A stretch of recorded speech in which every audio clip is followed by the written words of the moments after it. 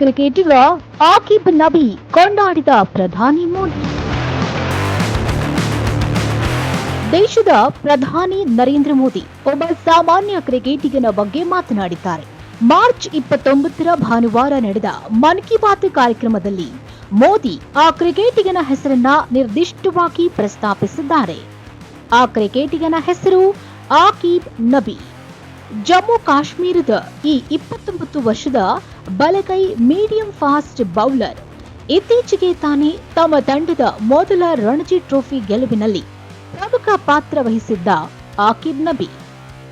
ಇಡೀ ರಣಜಿ ಟ್ರೋಫಿ ಸೀಸನ್ನಲ್ಲೇ ಆತ 60 ವಿಕೆಟ್ಗಳನ್ನ ಕಬಳಿಸಿ ತಮ್ಮ ತಂಡದ 70 ವರ್ಷಗಳ ಕನಸನ್ನ ನನಸು ಮಾಡಿದ್ದಾರೆ.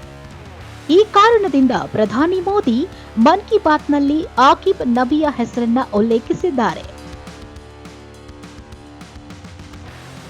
ಆಕಿಬ್ ನಬಿ ಅವರಿಂದಾಗಿ ಜಮ್ಮು ಮತ್ತು ಕಾಶ್ಮೀರ ಸಾಧಿಸದ ಯಶಸ್ಸು ಅಲ್ಲಿನ ಯುವ ಜನರಲ್ಲಿ ಕ್ರೀಡೆಯ ಬಗ್ಗೆ ಉತ್ಸಾಹವನ್ನ ಮತ್ತಷ್ಟು ಹೆಚ್ಚಿಸಿದೆ ಎಂದು ಮೋದಿ ಹೇಳಿದ್ದಾರೆ.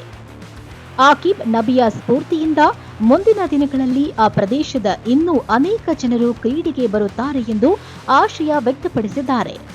ಸಾಮಾನ್ಯ ಕ್ರಿಕೆಟಿಗನೊಬ್ಬನ ಕುರಿತು ಪ್ರಧಾನಿ ಮೋದಿ ಆಡಿರುವ ಮಾತುಗಳು ಸಾಮಾಜಿಕ ಮಾಧ್ಯಮದಲ್ಲಿ ಟ್ರೆಂಡ್ ಆಗುತ್ತಿದೆ. ದೇಶೀಯ ಕ್ರಿಕೆಟ್ನಲ್ಲಿ ಈಗಾಗಲೇ ಹೆಸರು ಮಾಡಿರುವ ಆಕಿಬ್ ನಬಿ ಶೀಘ್ರದಲ್ಲೇ ಐಪಿಎಲ್ಗೂ ಪಾದಾರ್ಪಣೆ ಮಾಡುವ ಸಾಧ್ಯತೆ ಇದೆ. 2026ರ ಸೀಸನ್ ಹರಾಜಿನಲ್ಲಿ ಆಕಿಬ್ ನಬಿಯನ್ನ ಡೆಲ್ಲಿ ಕ್ಯಾಪಿಟಲ್ಸ್ ಸುಮಾರು 8.40 ಕೋಟಿ ರೂಪಾಯಿ ಭಾರಿ ಮೊತ್ತಕ್ಕೆ ಖರೀದಿಸಿದೆ. ರಾಜಸ್ಥಾನ್ ರಾಯಲ್ಸ್ ಹಾಗೂ ಸನ್ ರೈಸರ್ಸ್ ಹೈದರಾಬಾದ್ನಂತಹ ಫ್ರಾಂಚೈಸಿಗಳು ನಬಿಗಾಗಿ ತೀವ್ರ ಪೈಪೋಟಿ ನಡೆಸಿದ್ವು.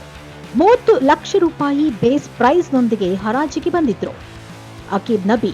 ಆದರೆ ಡೆಲ್ಲಿ ಕ್ಯಾಪಿಟಲ್ಸ್ ಅಂತಿಮವಾಗಿ ಅವರನ್ನ ಖರೀದಿ ಮಾಡಿತು.